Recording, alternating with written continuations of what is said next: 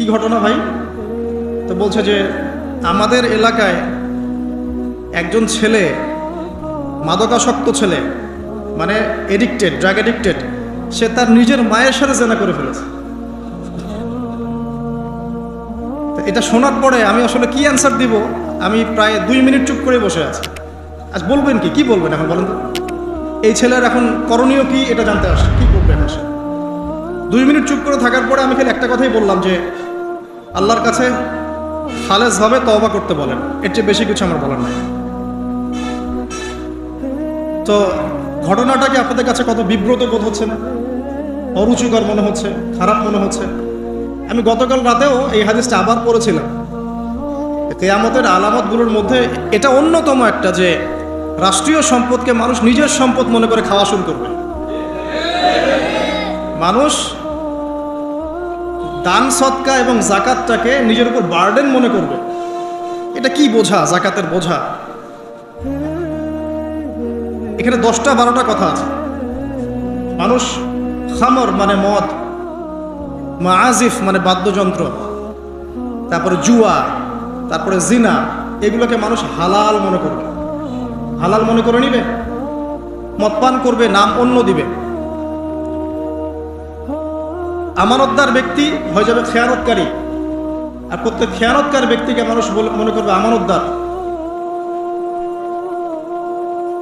তো নৈতিক অবক্ষয়টা দেখেন, যে মুসলিম হিসেবে জন্মগ্রহণ করার পরে, কোরআন সুন্নাহ হাতে পাওয়ার পরেও আমরা এখন সুদ খাচ্ছি দিব্যি, এটা কোনো ব্যাপার না এখন।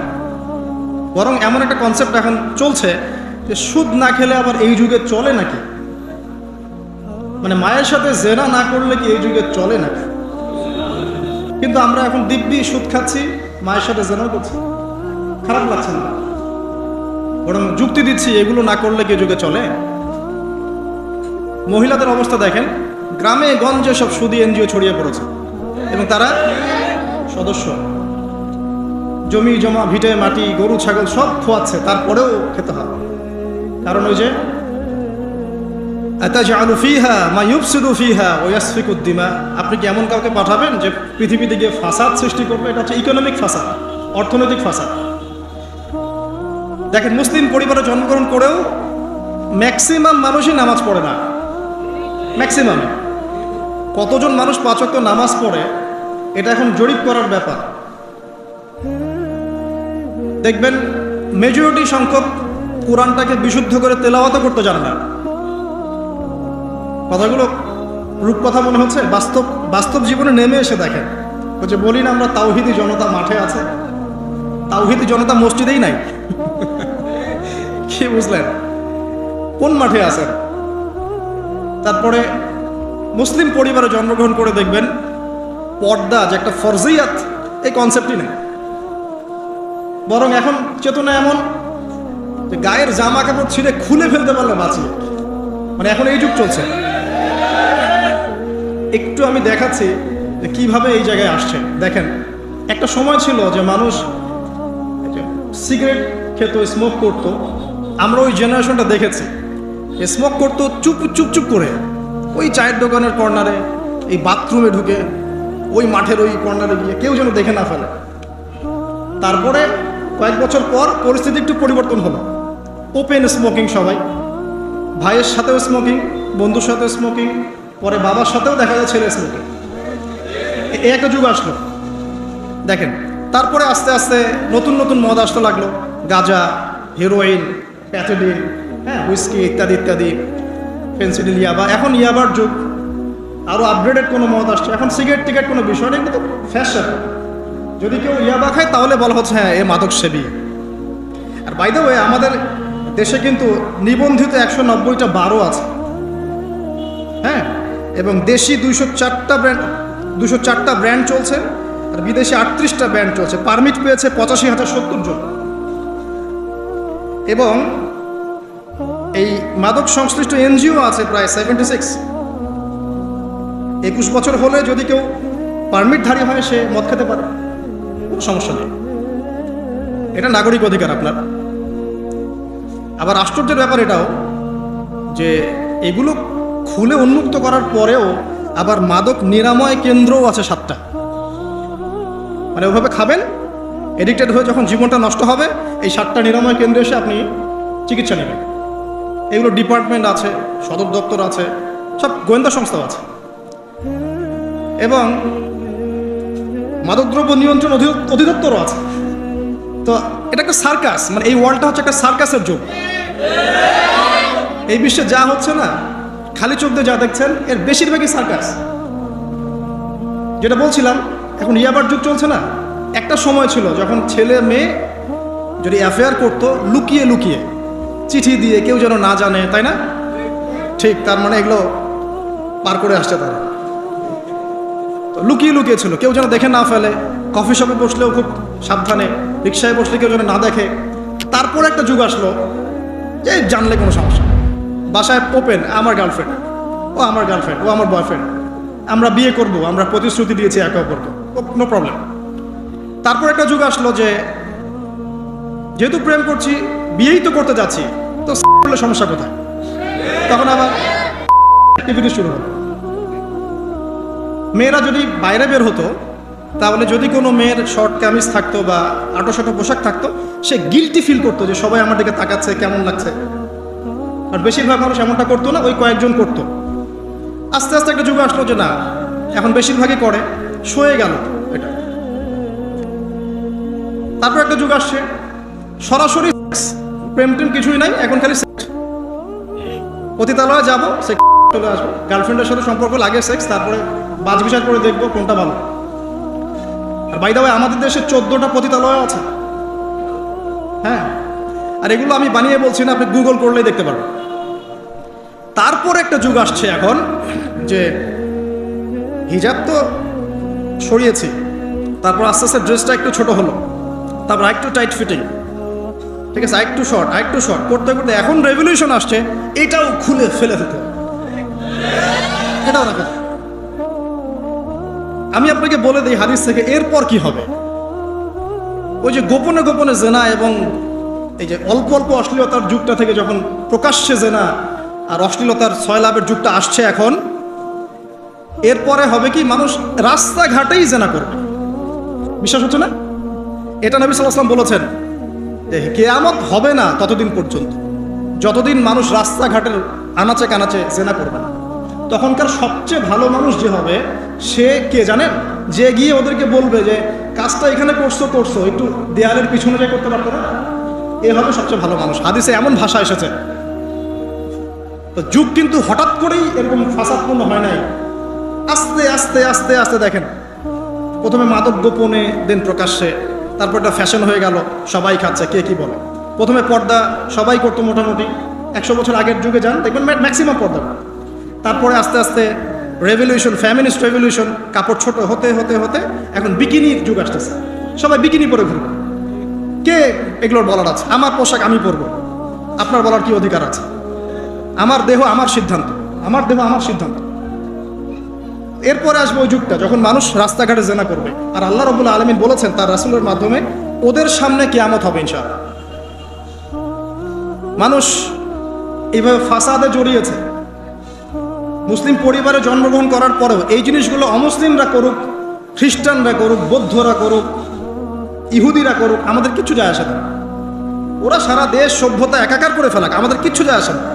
তো মুসলিম পরিবারে জন্মগ্রহণ করার পরে একটা মুসলিম ছেলে, মুসলিম মেয়ে কিভাবে এগুলো করতে পারে?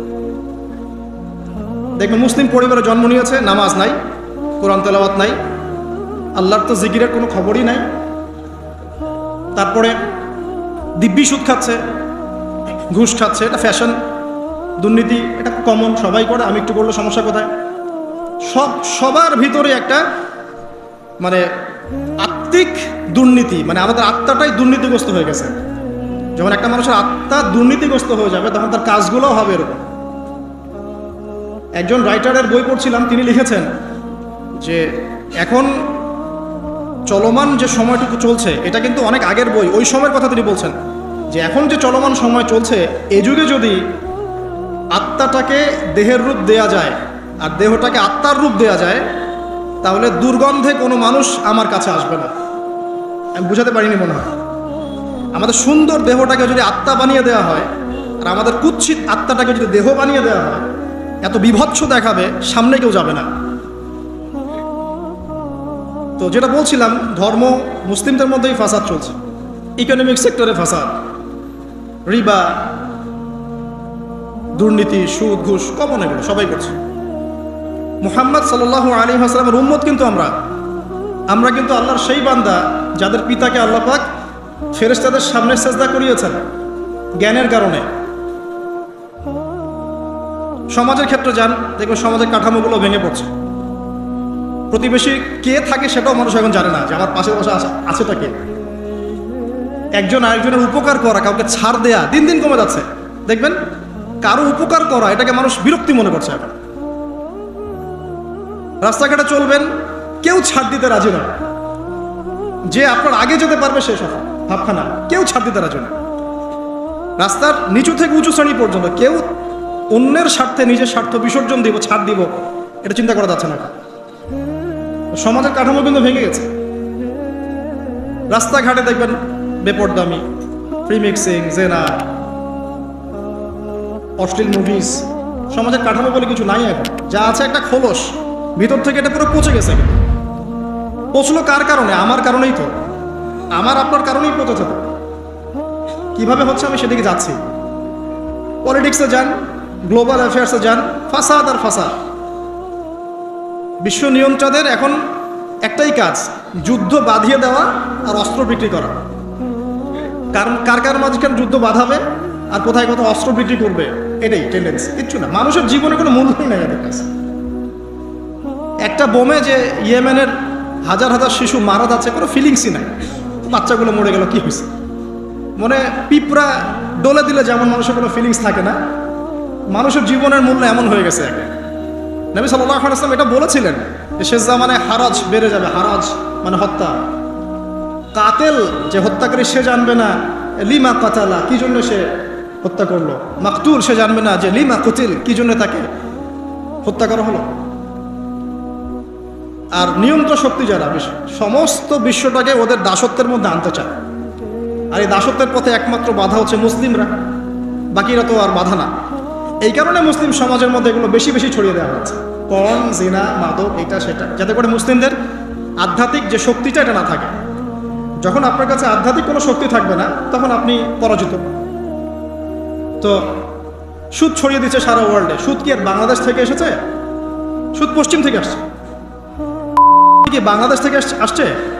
পশ্চিম থেকে আসছে। পৃথিবীর প্রথম যে মুভি এটা তৈরি করেছে ব্রিটেন, আমেরিকা। 7 মিনিটের ক্লিপস, ক্যালিফোর্নিয়া শুট করা হয়েছে, এবং তারপর আস্তে আস্তে সারা ওয়ার্ল্ডে ছড়িয়ে দেওয়া হচ্ছে। সারা বিশ্বে এই বিজনেস হয় $97 বিলিয়ন প্রতি বছর, যার মধ্যে $12 বিলিয়ন প্রফিট করে আমেরিকা। খোলামেলা কথাগুলো, এটা ইন্ডাস্ট্রি একটা। এটা দিয়ে মুসলিম যুবকদের নৈতিক চরিত্রটাকে শেষ করে ফেলা হচ্ছে। আমাকে খুব ভালো মনে হচ্ছে, আপনাকে খুব ভালো মনে হচ্ছে, অমুক হুজুরকে খুব ভালো মনে হচ্ছে। চোখে এসব পড়ে নাই এমন একটা মানুষ খুঁজে পাওয়া যাবে না এই যুগে, এটা আমার বক্তব্য।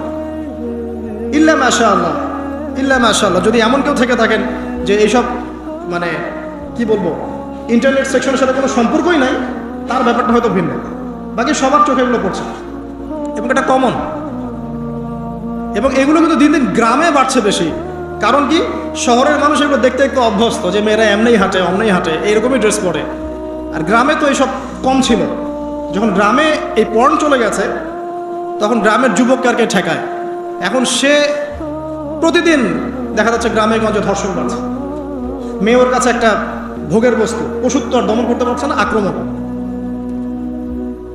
আর এসবের যেহেতু ইসলামিক কোনো বিচার হচ্ছে না, ইসলামিক লস কেমন, যে একজন চুরি করেছে, জুমার দিন নামাজ হবে, নামাজের পরে সমস্ত এলাকার লোকজন দাঁড়িয়ে থাকবে, সমস্ত এলাকার লোকজনের সামনে তার হাতটা কেটে ফেলে দেওয়া। এলাকার সব লোক দেখবে যে চুরি করলেই শাস্তি হয়, ভয় আর চুরি করতে যাবে। কেউ কাউকে অন্যায়ভাবে হত্যা করেছে, তারও কেসাস করতে হবে, এবং সেটা সবাই জানবে যে ও হত্যা করেছে, এ তাকে কেসাস করেছে। কেউ কারো চোখ উপড়ে ফেলেছে, ওরও চোখ। কেউ কারো হাত ভেঙে ফেলেছে, ওরও হাত। হাতের বদলে হাত, চোখের বদলে চোখ, কানের বদলে কান, কেসাস। ধর্ষণ করেছে, জনসমক্ষে সবার সামনে নিয়ে এসে দেনান দেন কোর্ট বসে সাক্ষী প্রমাণ নিয়ে মৃত্যুদণ্ড। সবাই দেখবে যে মৃত্যুতম হচ্ছে। প্রয়োজনে এই যে প্রজেক্টর লাগিয়ে লাগিয়ে দেখা, এই যে এই কাজ করেছে এই শাস্তি। রাস্তাঘাটে ইফটিজিং হচ্ছে, মোবাইল কোড থাকবে, ইফটিজিং হচ্ছে, রিপোর্ট প্রমাণ ধরা হবে, সাথে সাথে বিচার। এরকম একটা মাস করলে পরে দেখবেন অপরাধের মাত্রা বাড়ে না কম। আল্লাহর কসম করে বলছি, এটা ইনশাআল্লাহ 80% কমে যাবে ইনশাআল্লাহ। কিন্তু এটা করলে কি হবে জানেন? ওই যে পশ্চিমে বসে আছে বিশ্ব নিয়ন্ত্রণ সংস্থা, ওরা বলবে যে এই স্টেটের দিকে নজর রাখ, এরা মৌলবাদী হয়ে যাচ্ছে, এরা সন্ত্রাসী হচ্ছে, মানবাধিকার লঙ্ঘন করছে, ইত্যাদি ইত্যাদি। অর্থাৎ তুমি মিয়া সারা বিশ্বের মধ্যে লাখ লাখ মানুষকে বোম মেরে হত্যা করে দাও, তোমার মানবাধিকার লঙ্ঘন হয় না? সবখানেই ফাঁসা। হকটাকে মানুষ বাতিল মনে করছে, বাতিলকে মানুষ হক মনে করছে। সত্যবাদী তাকে মিথ্যাবাদী বলা হচ্ছে, মিথ্যাবাদীকে সত্যবাদী বলা হয়। এখানে মুসলিমদের জীবনের মূল্য কমে গেছে। ওইদিকে আর লম্বা করছি না, আমি আমার লেকচারের মূল জায়গায় আসছি। এখান থেকে আমি লেকচার একটা দিকে ফোকাস করে আমি শেষ করব। সেটা হলো এই সমস্ত প্রবলেমসগুলো আমাদের পক্ষে সলভ করা সম্ভব না। এখন সলভ করার মতো ক্ষমতা আমাদের নাই, অনেক ক্ষেত্রে আমাদের সেই জ্ঞানও নাই, এগুলো নিয়ে ভাবার সময়ও নাই। কিন্তু একটা জায়গায় আমরা ফোকাস করতে পারি, একটা জায়গায়। আজকের লেকচারের এইটা সবচেয়ে মূল জায়গা। সেটা হচ্ছে আল্লাহ পাক আমাদেরকে স্ব পরিবার দিয়েছেন, তাই নাই?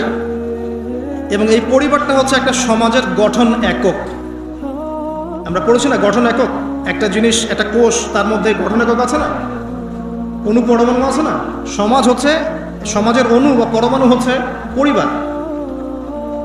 একটা সমাজে যদি 100টা পরিবার থাকে, তার মধ্যে যদি 90টা পরিবার সৎ হয়, আল্লাহওয়ালা হয়, ইসলামিক অনুশাসন মেনে চলে সত্যিকার অর্থেই, ইনশাল্লাহ ওই সমাজটা কিন্তু দেখবেন 8-10টা সমাজের চেয়ে ভালো থাকবে ইনশাল্লাহ। আর একটা সমাজে মনে করেন 100টা পরিবার আছে, 90টাই ইসলামের বিরোধী শক্তি, ইসলামের এগেনস্টে চলে, ইসলামের কোনো পরোয়া নাই, আল্লাহ পাকের হুকুম আহকামের 5 পয়সা পরোয়া নাই। ওই সমাজের অবস্থা নিঃসন্দেহে দুনিয়াতে ধ্বংস হবে, আখিরাতে ধ্বংস হবে। আর এই সমাজগুলোকে নিয়েই তো একটা রাষ্ট্র হয় নাকি? আর এইভাবে রাষ্ট্র নিয়েই তো বিশ্ব। তাহলে ক্ষুদ্রতম যে জায়গাটা সেটা কি?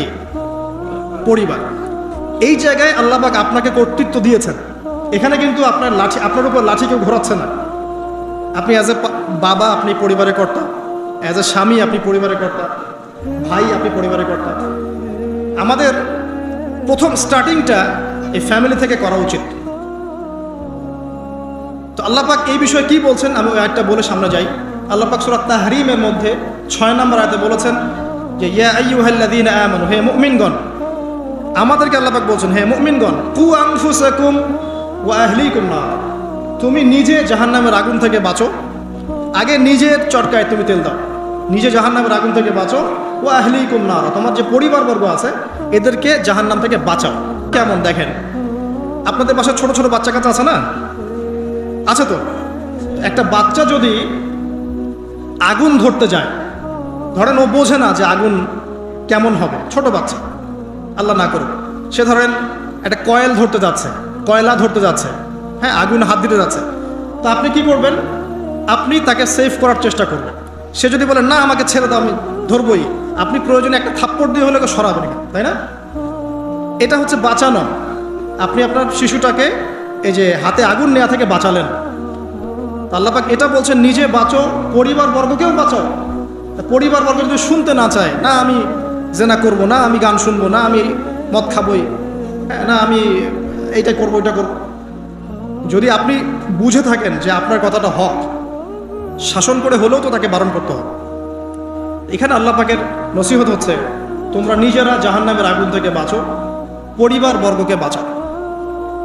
কোন জাহান্নাম থেকে বাঁচবে? আলাইহা মালাইকাতুন গিলাজুন শিদাদ, যেই জাহান্নামে কঠিন কঠিন মনের ফেরেশতারা আছে, পাষাণ মনের ফেরেশতা। আল্লাহ পাক তাদের মনের মধ্যে কোনো দয়া মায়া দেন নাই। আমাদের মনে দয়া মায়া আছে না? এই দয়া মায়াও আল্লাহ পাক তাদেরকে দেন নাই, শুধু আযাব দেওয়ার মতো শক্তি সামর্থ্য এবং কঠিন একটা মন দিয়েছেন। অন্য সূরায় আছে তাদের সংখ্যা 19 জন। কতজন? 19 জন, মানে তারা দায়িত্বশীল। বাকি আরো যে কত হাজার লক্ষ কোটি আছে আল্লাহ ভালো জানেন। আলাইহা 19 আল্লাহ পাক বলেছেন। তো আলাইহা মালাইকাতুন গিলাজুন শিদাদ লা ইয়াসুনাল্লাহা মা আমারাহুম ওয়া ইয়াফআলুনা মা ইউমারুন। আল্লাহ পাক ওই ফেরেশতাদেরকে যে আদেশ করেন সেই আদেশ পালনে তারা বিন্দু মাত্র গাফেলতি করে না। এই সব ফেরেশতা থেকে যারা জাহান্নামের প্রহরী, এই জাহান্নাম থেকে তুমি নিজে বাঁচো, তোমার পরিবারকে বাঁচো।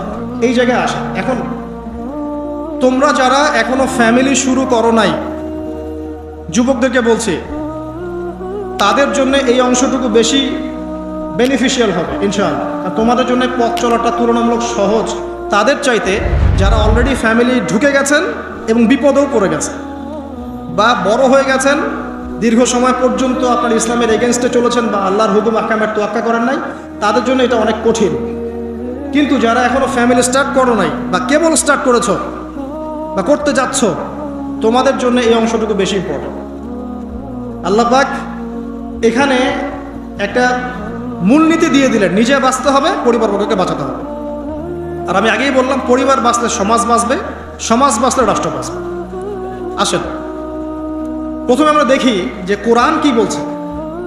খুব অল্প করে বলি, কারণ সময় লম্বা সময় নেওয়ার সুযোগ নাই। কোরআন কি বলছে একটু লাইভলি থাকেন।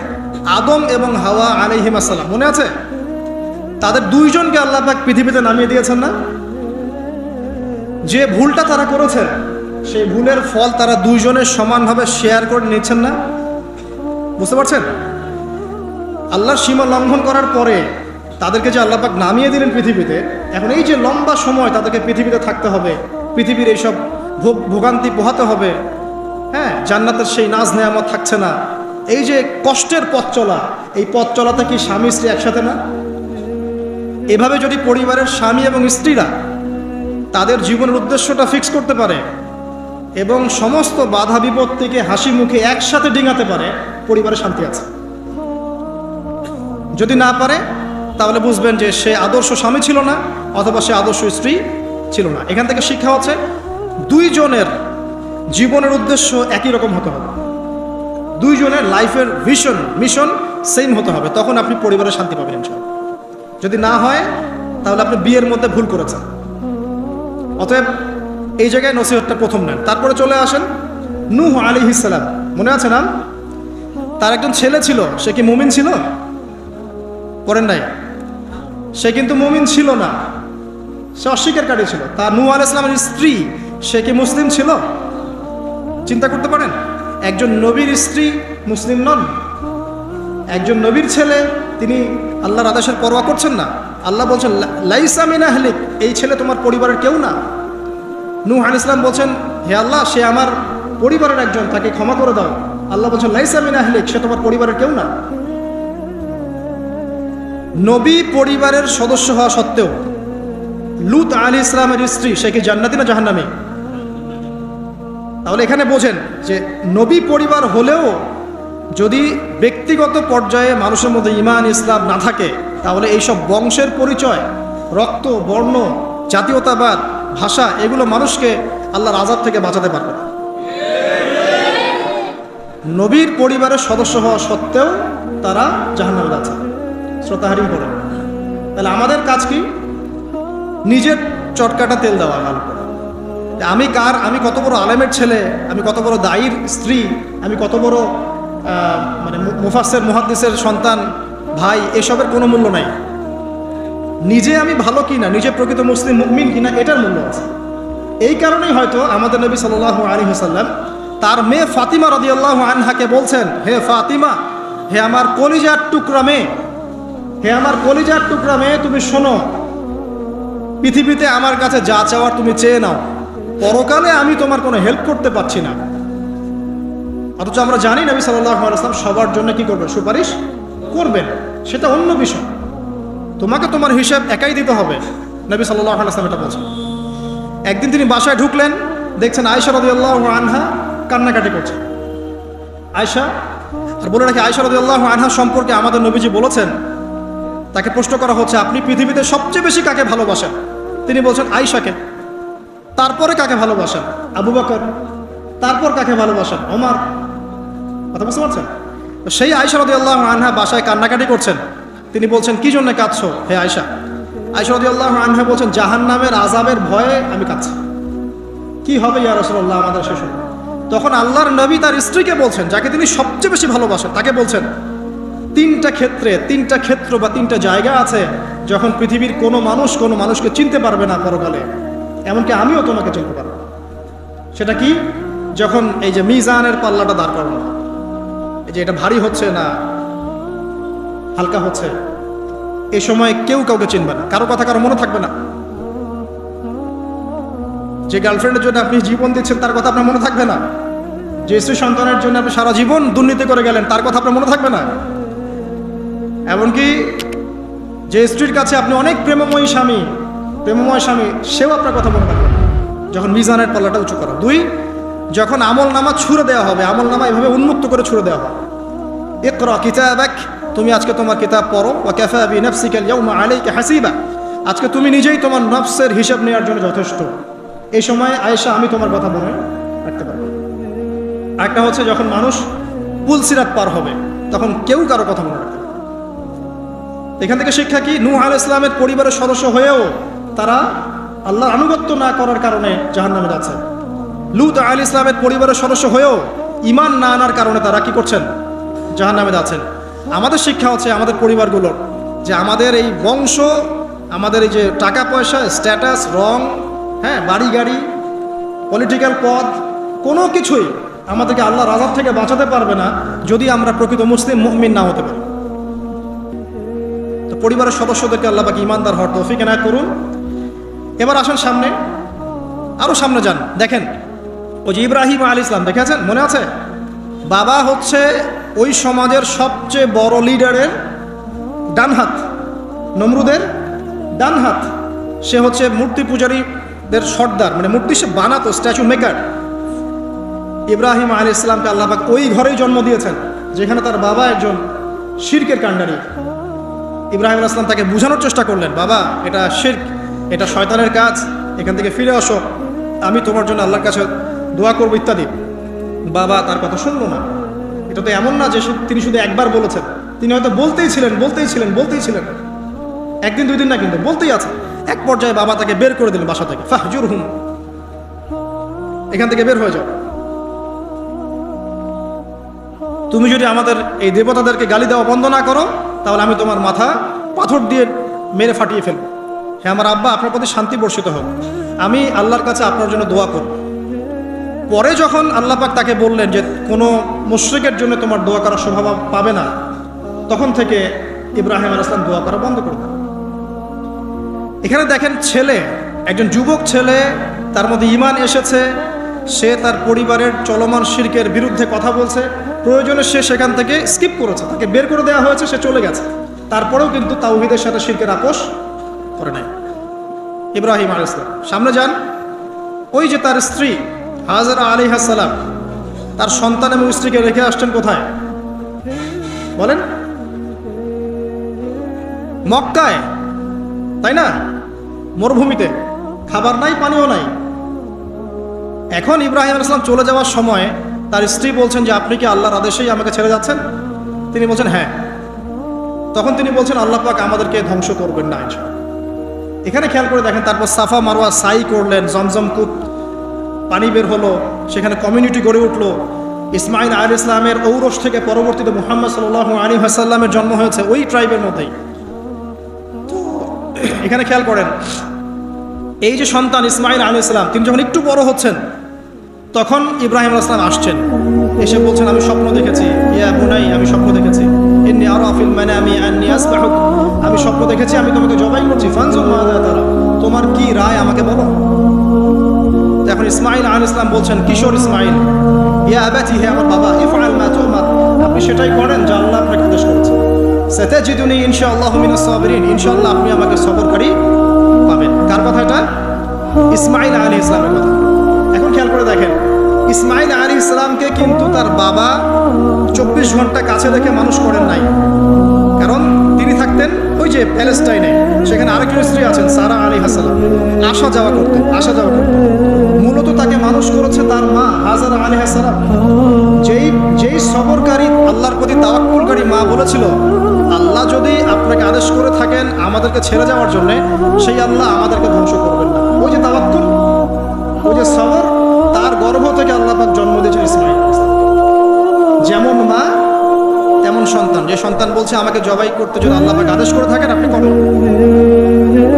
তো ঘরের মধ্যে স্ত্রীরা, আমাদের ঘরের স্ত্রীরা যদি হাজেরা আলাইহিস সালামের মতো না হতে পারে, সবরকারিণী এবং আল্লাহর প্রতি তাওয়াক্কুলকারিণী, আমাদের বোনেরা, আমাদের মায়েরা যদি হাজেরা আলাইহিস সালামের মতো সবরকারিণী হতে না পারে, আল্লাহর প্রতি তাওয়াক্কুলকারী হতে না পারে, তাহলে তাদের গর্ভ থেকে কোশ্চিন কালেও ইসমাইলের জন্ম হবে না। কথা বুঝতে পারছেন? তাদের গর্ভ থেকে কোশ্চিন কালেও ইসমাইলের মতো সন্তানের জন্ম হবে না এবং ইসমাইলি প্রজন্ম গড়ে উঠবে না। এই জন্যই আপনি তাকিয়ে দেখেন ম্যাক্সিমাম পরিবারের সন্তান এখন বেলাইনে চলে গেছে। কারণ কি জানেন? মায়ের সমস্যা আছে, শুধু বাপেই সমস্যা থাকে না, মায়েও সমস্যা থাকে। মায়ের ফিতরাত সন্তানের মতো চলে আসে। নারীরা যদি আল্লাহর আনুগত্যশীলা না হয়, মুমিনা মুসলিমা, 5 ওয়াক্ত নামাজ পড়া, লজ্জাস্থানের হেফাজত করা, খাস পর্দা করা, স্বামীর আনুগত্যকারী, প্রেমময়ী, তারা যদি না হতে পারে, সবরকারিণী, তাওয়াক্কুলকারিণী, তাহলে ওই মায়েদের গর্ভ থেকে আপনি ইসমাইলের মতো সন্তান কিন্তু পাবেন না। ইল্লা মাশাআল্লাহ, ইল্লা মাশাআল্লাহ। আরো সামনে যান, নবী মুসা আলাইহিস সালাম একজন ব্যক্তিকে একটা ঘুষি দিয়েছেন, সেই ব্যক্তি ওইখানে স্পট ডেড। ফেরাউনের লোকজন তাকে ধাওয়া করছে। মুসা আলাইহিস সালাম মিশর থেকে চলে গেলেন মাদিয়ান নামক জায়গায়। মাদিয়ানে আরেকজন নবী আছেন, তার নাম হচ্ছে শুআয়ব আলাইহিস সালাম। সেখানে গিয়ে তিনি গাছের নিচে বসে আছেন। দেখলেন দুজন মেয়ে দূরে দাঁড়িয়ে আছে, পানি নেয়ার মতো চান্স পাচ্ছে না। ওই কওমের লোকজনের শক্তি বেশি, তো তিনি একটু শক্তিশালী ছিলেন, মুসা আলাইহিস সালাম। তিনি গেলেন, গিয়ে শক্তি খাটিয়ে ওদেরকে পানির ব্যবস্থা করে দিলেন। দিয়ে আবার সেই গাছের এখানে এসে বসলেন, বসে আল্লাহর কাছে দোয়া করছেন, রব্বি, হে আমার রব, লিমা আনজালতা ইলাইয়া মিন খায়রিন ফাকির। এখানে কিন্তু তার কোনো গৃহ নাই, থাকার জায়গা নেই, খাওয়ার কিছু নাই, কোনো পরিচিত কেউ নাই, একদম নিঃস্ব শূন্য হাতে হাত উঁচু করে আল্লাহর কাছে বলছেন, রব্বি ইন্নী লিমা আনজালতা ইলাইয়া মিন খায়রিন ফাকির। হে আল্লাহ, আপনি আমার উপর যে অনুগ্রহটা বর্ষণ করবেন, আমি এর জন্য ভিখারি হয়ে বসে আছি। এবার আল্লাহ পাক ওই একটা মেয়েকে পাঠালেন। ওই মেয়েটা আসলো লাজুক ভঙ্গিতে, লজ্জাশীলতা, চোখ নিচু করে। এখনকার এই যে ব্লাউজ ছাড়া শাড়ি পরা জেনারেশন না, এরা চক্ষু নিচু করে আসলেন। এই হাঁটাটাকে আল্লাহ পাক প্রশংসা করেছেন যে সে লজ্জাশীলতার সাথে হেঁটে আসলো, এসে মুসা আলাইহিস সালামের সামনে দাঁড়িয়ে চক্ষু নিচু করে বলল যে আমার বাবা আপনাকে ডাকছেন, আমার বাবা আপনাকে ডাকছেন। এই লজ্জাশীলতা মেয়েদের মধ্যে কোথায় পাবেন এখন? একটা হাদিস আছে, যখন তোমার মধ্যে লজ্জা থাকবে না, তোমার দ্বারা যে কোনো পাপ করা সম্ভব। হাদিস আছে, যে কোনো পাপ করা সম্ভব। বিকিনি পরেও কয়দিন পর ঘুরবে এরা, আমি বলে দিচ্ছি, দেখে নিয়ে ইনশাআল্লাহ। এবং এই আন্দোলন করতে করতে এক পর্যায়ে এমন একটা অবস্থা হবে, দেখবেন যে ওটা পরেও রাস্তায় ঘুরছে। মানে ওরা দেশটাকে ওই আমেরিকান এবং ব্রিটেনদের পশ্চিমা সংস্কৃতির রঙে সাজাতে চায়। আর এই নোংরা অসভ্যতার নাম দিয়েছে প্রগতিশীলতা। শয়তান অনেক বেশি প্রগতিশীল ছিল এবং এখন আছেও। ওই মেয়ের হেঁটে আসাটাকে আল্লাহ প্রশংসা করছেন। আসার পরে তিনি যখন বলছেন আমার বাবা আপনাকে ডাকছেন, তিনি গেলেন, তখন ওই শুআয়ব আলাইহিস সালাম বলছেন যে আমার এই দুই মেয়ের মধ্যে একজনকে আমি তোমার সাথে বিয়ে দিতে চাই। মুসা আলাইহিস সালাম সেখানে বিয়ে করলেন। শর্ত হচ্ছে 8 থেকে 10 বছর তাকে তার ফার্মে চাকরি করতে হবে, কৃষিকাজ, মানে গবাদি পশুর। এখানে 8 থেকে 10 বছর তাকে সার্ভিস দিতে হবে, এটাই মোহর। তো এটা আমি এখন বুঝি যে মুসা আলাইহিস সালামকে আল্লাহ পাক এই যে রাখালির কাজ করিয়েছেন কেন জানেন? কারণ এই কাজগুলো মানুষের ধৈর্য বাড়ায়। মুসা আলাইহিস সালামকে পরে আল্লাহ পাক বড় একটা দায়িত্ব দিবেন, এই কারণে তাকে ট্রেনিং দিচ্ছেন এখানে। তাকে আরো বড় একটা জাতিকে সামলাতে হবে যারা আরো অনেক বেশি উদ্ধত, অনেক বেশি গবাদি পশুর মতো। তারা কারা? ওই যে বনু ইসরাইল। চোখের সামনে দেখলো আল্লাহ পাক ফেরাউনকে ডুবিয়ে দিলেন, তারপরে 40 দিনের মধ্যে আবার শিরিক করা শুরু করে দিল। আমাদের নবী মুহাম্মদ সাল্লাল্লাহু আলাইহি সাল্লামকে একজন কষ্ট দিয়েছিল। তো কষ্টটা এত ডাইরেক্ট দিয়েছে, এসে বলেছে আপনি ইনসাফ করেন, হে মুহাম্মদ সাল্লাল্লাহু আলাইহি ওয়াসাল্লাম, আপনি ইনসাফ করেন, আপনি ইনসাফ করছেন না। তো সাহাবীদের চোখ মুখ লাল হয়ে গেল যে এত বড় কথা নবীকে বলে। তখন নবী সাল্লাল্লাহু আলাইহি ওয়াসাল্লাম বলছেন, দাঁড়াও, আমার ভাই মুসাকে তার কওম আরো অনেক বেশি কষ্ট দিয়েছে। মানে মুসা আলাইহিস সালামের কষ্টের কথা চিন্তা করে আমাদের নবী সান্ত্বনা নিচ্ছেন, যেটা তো কিছুই না। মুসা আলাইহিস সালামকে তার কওম আরো অনেক বেশি কষ্ট দিয়েছে। তো এই কওমকে সঠিক পথে চালানোর জন্য আল্লাহ পাক 8 বছর তাকে রাখালি করিয়েছেন।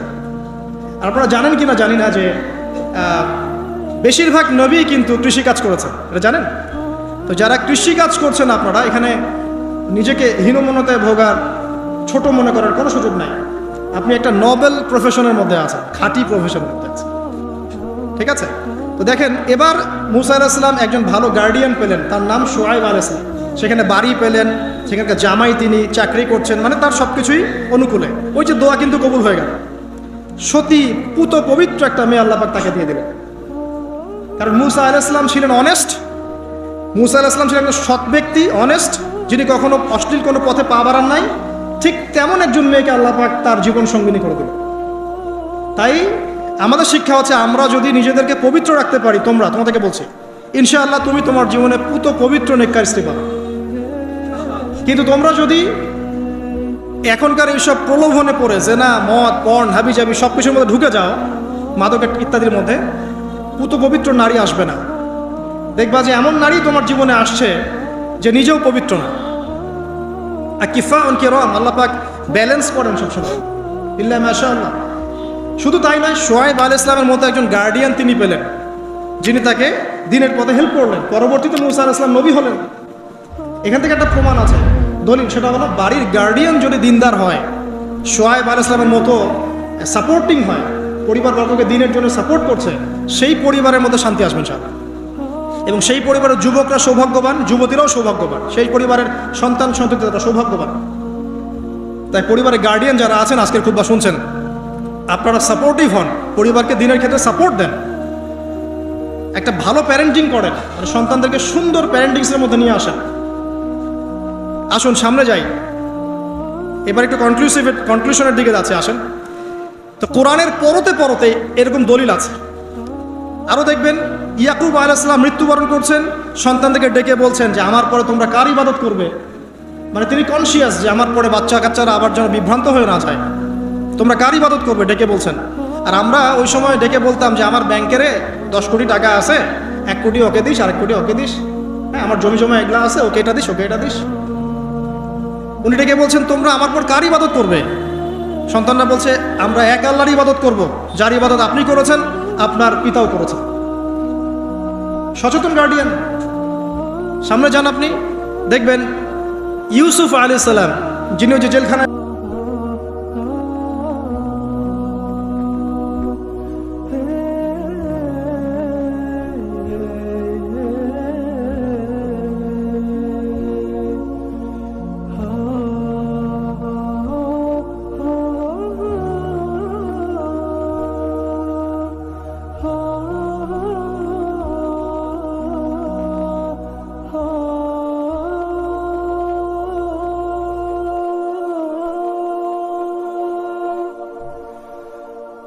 তার বাবা ইয়াকুব আলাইহিস সালাম কাঁদতে কাঁদতে চোখ অন্ধ হয়ে গেল। দেখেন, যখন ইউসুফ আলাইহিস সালাম তার ভাইদেরকে বললেন এই যে রুমালটা, এই রুমালটা নিয়ে যাও, আমার বাবার চোখের উপরে দিবে, ইনশাল্লাহ সে দৃষ্টিশক্তি ফিরে পাবে। এটা পড়েন নাই মনে হয়, সূরা ইউসুফের মধ্যে আছে। এই রুমালটা যখন আমার বাবার চোখের উপর দিবে, তখন সে তার দৃষ্টিশক্তি ফিরে পাবে। তখন ওই রুমালটা যখন তারা বহন করে নিয়ে আসছেন, অন্ধ ইয়াকুব আলাইহিস সালাম তিনি বলছেন যে আমি দূর থেকেই ইউসুফের গন্ধ পাচ্ছি। সূরা ইউসুফ আর জুলাইখার প্রেম কাহিনী নয়। সূরা ইউসুফ হচ্ছে তার পিতা ইয়াকুব আলাইহিস সালাম এবং এই যে তার ছেলে ইউসুফ আলাইহিস সালাম, তাদের মধ্যে ভালোবাসার কাহিনী। এটা ভালো করে পড়েন, ভালো করে বুঝবেন। এখানে পিতার সন্তানের ভালোবাসাকে বোঝানো হয়েছে। এত ভালোবাসেন তিনি সন্তানকে। এখান থেকে শিক্ষা কি? শিক্ষা হচ্ছে পিতাদেরকে, সন্তানদেরকে ভালোবাসতে হবে, আদর করতে হবে, কাছে থেকে বোঝাতে হবে। সবসময় শাসনের লাঠি ঘোরানো যাবে না। সন্তান যদি হোঁচট খায়, তার হাতটা ধরতে হবে, ধরে বলবে বাবা কি হয়েছে, আমি তো তোমার সাথে আছি। মা কি হয়েছে, হতাশ কেন হচ্ছে, আমি তোমার সাথে আছি। একটা রেজাল্ট খারাপ হচ্ছে তো কি হয়েছে, আমি তোমার সাথে আছি। বাবা নামাজ পড়ো, বাবা কোরআন তেলাওয়াত করো, আল্লাহকে ডাকো, আল্লাহ তোমার সাথে আছে। ওকে কনফিডেন্স দিতে হবে। যখন পিছন থেকে সন্তানরা কনফিডেন্স পাবে, এই সন্তানরা বড় হয়ে আত্মবিশ্বাসী হবে। আর পিছন থেকে যখন আপনি তাকে সবসময় শাসন করতে থাকবেন, জুলুম করতে থাকবেন, এ বড় হয়ে আপনাকে বৃদ্ধাশ্রমে পাঠাবে না তো কোথায় পাঠাবে? সন্তানদেরকে ভালোবাসতে হবে। এটা বলে রাখি, এখানে দেশে আবার 30টা বৃদ্ধাশ্রমও আছে। ইসলামে বৃদ্ধাশ্রমের কোনো জায়গা নাই। আর এখন আমি চলমান একটা পত্রিকা রিপোর্ট দেখলাম গুগলে, নাম করা পত্রিকা, নাম বলছি না, তারা বলছে এখন বৃদ্ধাশ্রম সময়ের দাবি, বৃদ্ধাশ্রম এখন সময়ের দাবি, নাউজুবিল্লাহ। আর ইসলাম বলছে সবচেয়ে সেরা অধিকার দিবে মাকে, তারপরে মাকে, তারপরে মাকে, তারপর বাবাকে। মায়ের পায়ের নিচে জান্নাত, বাবার সন্তুষ্টিতে আল্লাহর সন্তুষ্টি, এগুলা ইসলাম বলছে। আর এখনকার সভ্যতা আমাদেরকে বলছে যে বৃদ্ধাশ্রম এখন সময়ের দাবি। ইউসুফ আলাইহিস সালামকে যেভাবে ভালোবাসতেন তার বাবা, সন্তানকে ভালোবাসুন। আমাদের নবী মুহাম্মদ সাল্লাল্লাহু আলাইহি সাল্লাম মানুষকে যত ভালোবাসতেন, এর কারণ কি জানেন? ছোটবেলা থেকেই তাকে খুব ভালোবাসা দিয়ে মানুষ করা হয়েছে। তার মা তাকে ভালোবাসতেন, তার দুধ মা তাকে ভালোবাসতেন, তার দাদা আব্দুল মুত্তালিব তাকে সাথে করে নিয়ে ঘুরতেন, কাবার সামনে বসাতেন, বসিয়ে বলতেন তার নাম হচ্ছে মুহাম্মদ, প্রশংসিত। এই নামটা তখন আরবে কেউ রাখতো না। আমার এই নাতি, আমার এই ছেলের ছেলে ইনশাআল্লাহ এ বড় হয়ে নেতা হবে, এই কথা বলতেন, তাকে আত্মবিশ্বাস দিতেন।